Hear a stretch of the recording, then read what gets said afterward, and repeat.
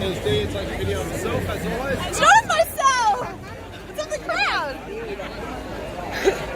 it's a good crowd. Thanks for coming out today. Thank you. Good stuff. Scotland the Brave. The song?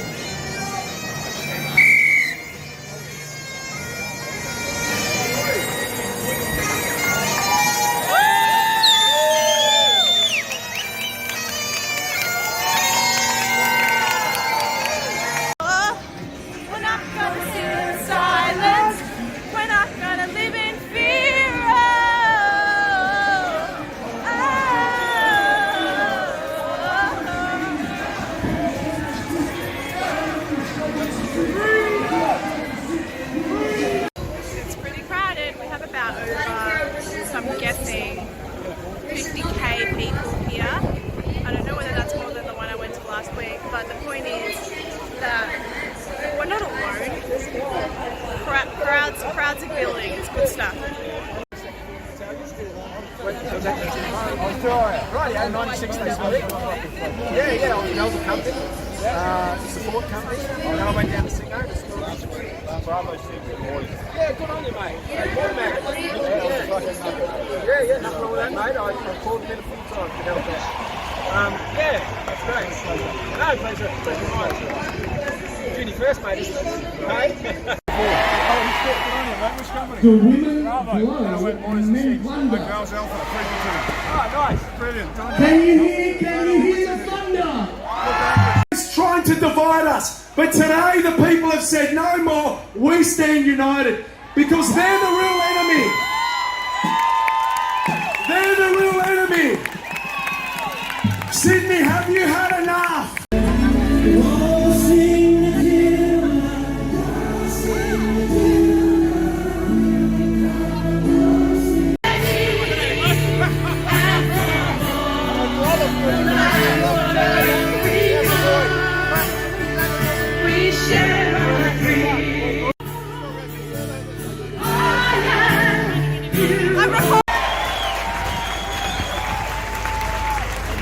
For far too long, the government has done this by convincing most Australians until now,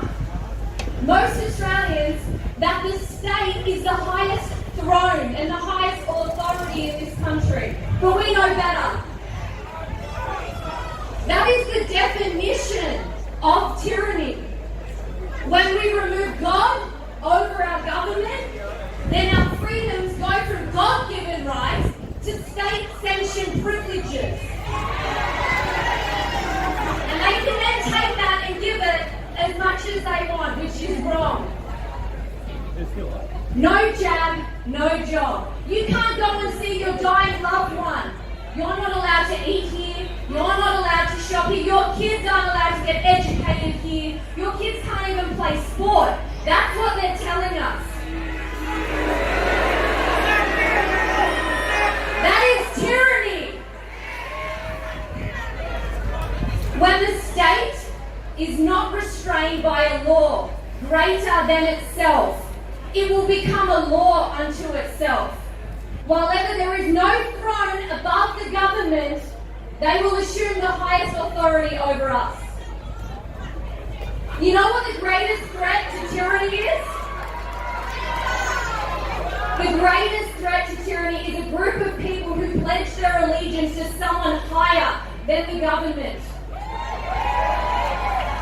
People who pledge their allegiance to something other than a prime minister, or a state premier, or a politician.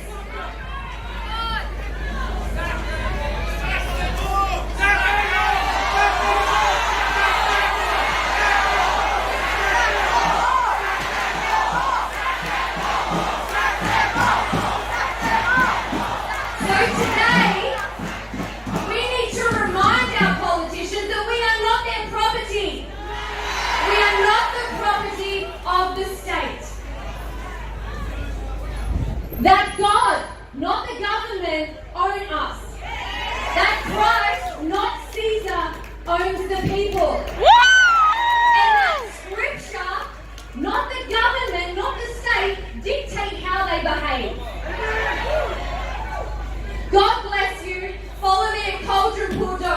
And do not forget that the person sitting on the throne is Jesus, and he is your king, and he will bless you forever. Thank you, Evelyn. Well done for somebody that said I'm nervous. Yay!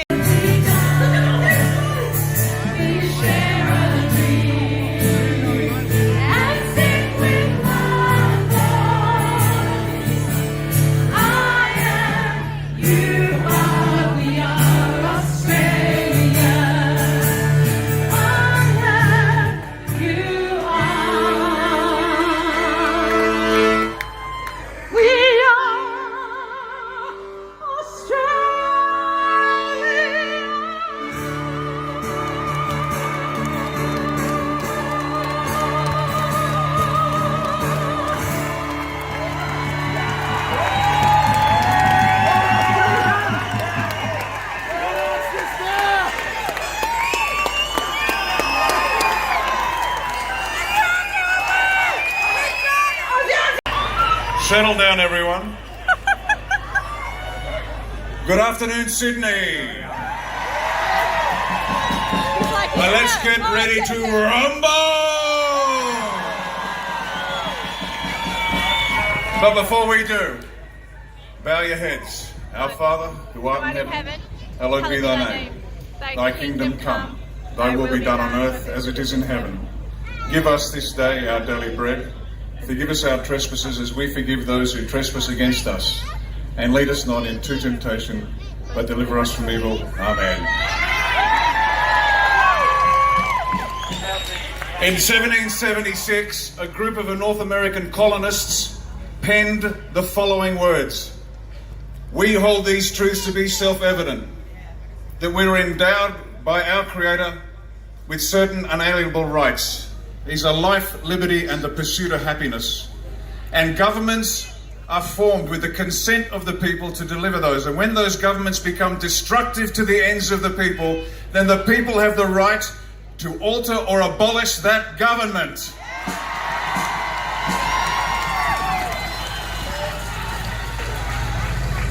We, 250-something years later, are in a bad place because we handed over our authority, our sovereignty, our lives, our money and our children to bad governments. That is now at an end. But we have to step up. We must lead ourselves because the leadership of every organ of state is utterly corrupted. And that opens up a job for every one of you, every one of us. We must lead ourselves, we must lead our families, we must lead our unions, our businesses, our communities, our towns, our cities, our states, and finally, we must lead the country. To do this, each and every one of you must step forward first. That's what leaders do. They go first. Now, the first one through the door gets a blood nose. That's standard. And every digger knows that. But every one of us must now step forward. From today, no more masks. No QR codes. And no more vaccines.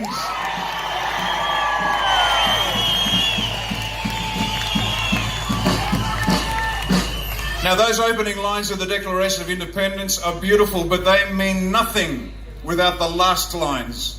And I'll leave you with this. We mutually pledge to each other our lives, our fortunes, and our sacred honour. That is how we win. Thank you very much.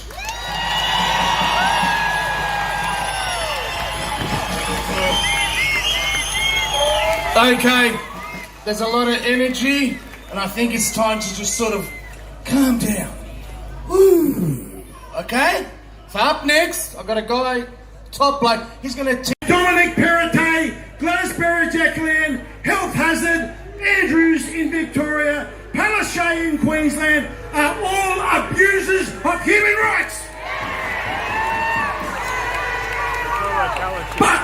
But the main person who has the power to fix this is the Prime Minister of this country.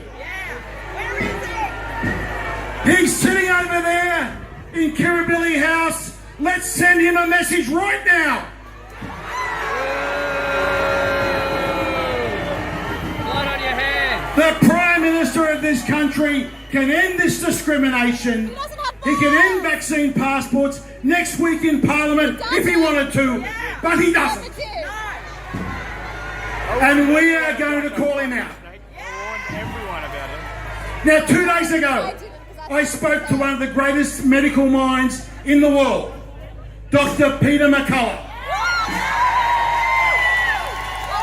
And Dr. McCullough, expert medical advice to me was that these vaccines are not sufficiently effective, they are not sufficiently safe, and they should be stopped tomorrow.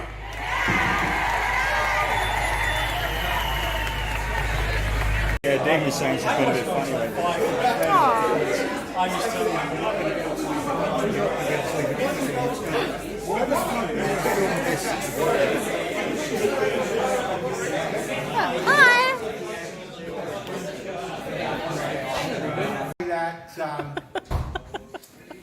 I know I'm preaching to the choir. The converted. That there were hundreds of thousands, millions of Sydney-siders who were at home today. But some cause motivating this little conclave to get out of bed, to put on their walking boots, and to come into the city. And I will just tell you that, my family came to Australia from the Highlands of Scotland. We never had any money.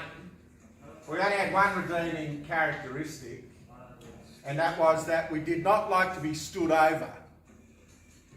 And the birth of Western philosophy comes from Thales, or Thales of Miletus.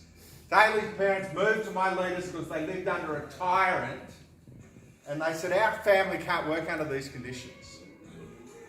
And so Thales became what Aristotle describes as the first philosopher, because his mind had the freedom to work in an environment where every moving part was not trying to sand and forge every individual into a conformed widget, exchangeable, capable of being injected with fear before every election. So, for what it's worth, I'm a late arrival, but I just say there is no group of Australians meeting anywhere today that I would rather be with than this conclave of true believers here today.